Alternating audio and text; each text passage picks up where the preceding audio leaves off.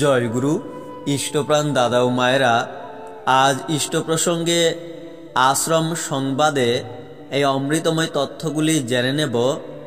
আশ্রম সংবাদে গত মাসের অর্থাৎ ফেব্রুয়ারি মাসের আলোচনা পত্রিকায় বিভিন্ন সংবাদ প্রকাশিত হয়েছে, তার থেকেই এই অমৃতময় গুরুত্বপূর্ণ তথ্যগুলি জেনে নেব। পরম পূজ্যপাদ শ্রী শ্রী আচার্যদেব বলে দিয়েছেন এবং বিভিন্ন দাদা মায়েদের বিভিন্ন সমস্যার জটিল জটিল সমস্যার সমাধান তিনি দিয়েছেন, জেনে নেব। ভিডিওটি লাইক করে শেয়ার করবেন, নতুন হলে পেজটি ফলো করবেন, ইউটিউব চ্যানেলটি সাবস্ক্রাইব করবেন। এবারে বিস্তারিত।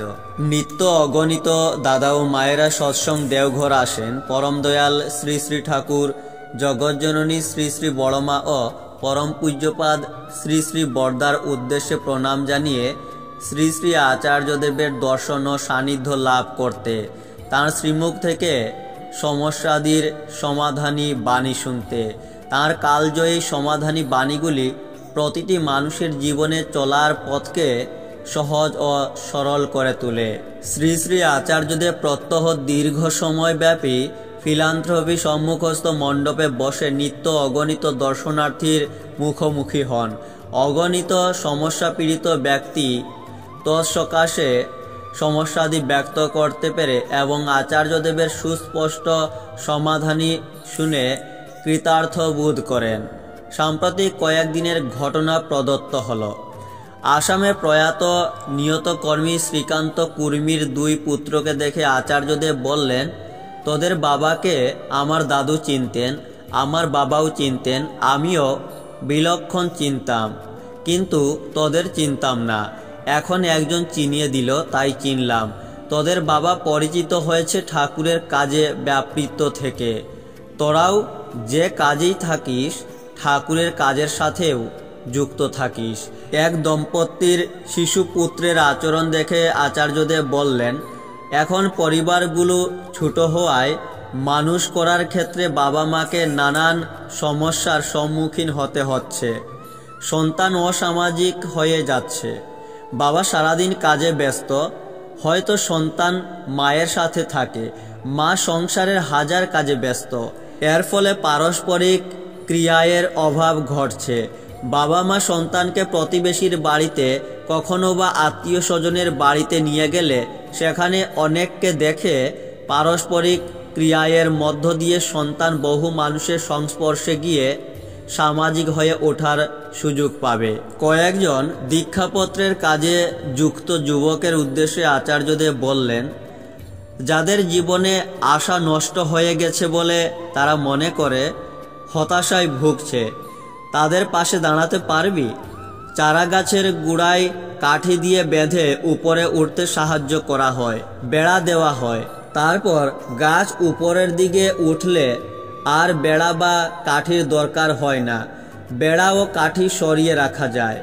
তাহলে চারা গাছকে পরিণত হতে সাহায্য করে ওই বেড়া ও কাঠি। বড় না হওয়া পর্যন্ত সাহায্যের দরকার। মানুষের ক্ষেত্রেও সাহায্যের প্রয়োজন পড়ে। পরিণত না হওয়া পর্যন্ত সাহায্য দরকার হয়। দীক্ষাপত্রের কাজে ঘুরতে ঘুরতে এরকম মানুষ চোখে পড়বে। তোরা নিজেরাই বিবেচনা করে চারা গাছে বেড়ার মতো সমাজের দুর্বল ও সম্বলহীনদের পাশে দাঁড়াবি। ওই যুবকরা রাজি হলো। এক দাদা জানালেন, প্রতিবেশী খারাপ ব্যবহার করে। আচার্যদেব তাকে বললেন, তাকে মাঝে মাঝে উপহার দিতে হয়। এখান থেকে যাচ্ছেন, এখান থেকে পেড়া নিয়ে গিয়ে প্রসাদ বলে দেবেন, মাঝে মধ্যে সুযোগ বুঝে ডালা দেবেন। এক মায়ের প্রশ্নের জবাবে পরম পূজ্যপাদ আচার্যদেব বললেন, শুধু নিজের কথা ভাবলে হবে না। কোনোদিন একজন অভুক্তকে খাইয়েছেন নিজের খাবারটা দিয়ে? বাড়ির বাইরে একজন অভুক্তকে যেদিন খাবারটা দেবেন সেদিন বুঝবেন কিছু করা হলো অন্যের জন্য। এক মার প্রার্থনা, বাচ্চাটি যেন মানুষ হয়। আচার্যদেব বললেন, কিছু শেখাতে হবে না, বাবা মা নিজেরা ভালো কাজ করবে, কোনোদিন ঝগড়া করবে না, কারো সাথে কোনো অন্যায্য আচরণ করবে না। অষ্টম শ্রেণীতে পড়ে এক কিশোর। মায়ের সাথে এসেছে। ওজন বয়সের তুলনায় অনেকটাই বেশি।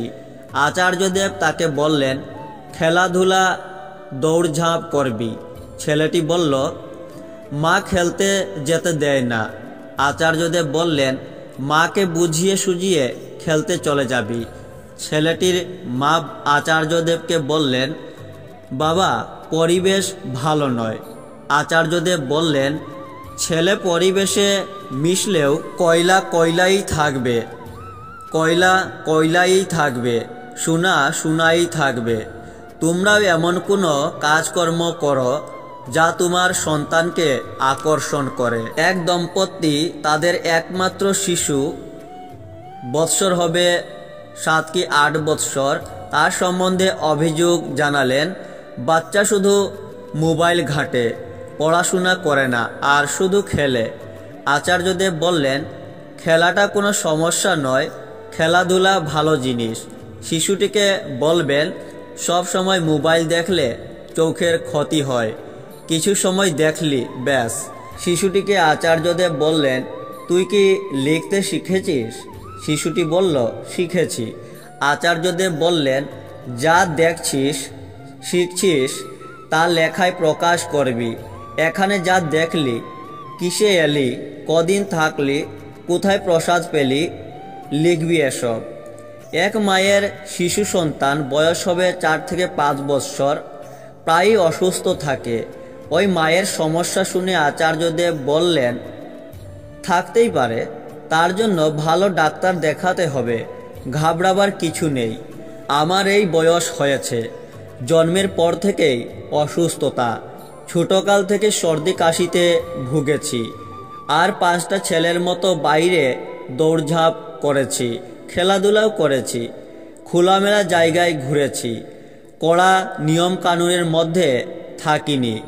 চলা যদি মঙ্গলের সাথে যুক্ত থাকে, মঙ্গলই আসবে। চলাকে মঙ্গলের সাথে যুক্ত রাখতে হবে। গত মাসের অর্থাৎ মাঘ মাসের আলোচনা পত্রিকা থেকে এই অমৃতময় তথ্যগুলি সংগৃহীত। আশ্রম সংবাদে বিভিন্ন সংবাদ প্রকাশিত হয়েছিল, তার থেকেই এই তথ্যগুলি সংগৃহীত। শ্রী শ্রী ঠাকুর বলেছেন, সারা আশ্রমটা এমন করে রাখা লাগে যে যেখানেই যাক সে সেখান থেকেই যেন একটা উন্নত প্রেরণা পেয়ে যায়। পরম দয়াল বলেছেন, ধর্ম জীবন মানে প্রচণ্ড কর্মময় জীবন, আর সে কর্ম ধৃতি পোষণী কর্ম, অস্তিত্ব পোষণী কর্ম, যা পরিবেশকে উচ্ছল করে তোলে। জয় গুরু।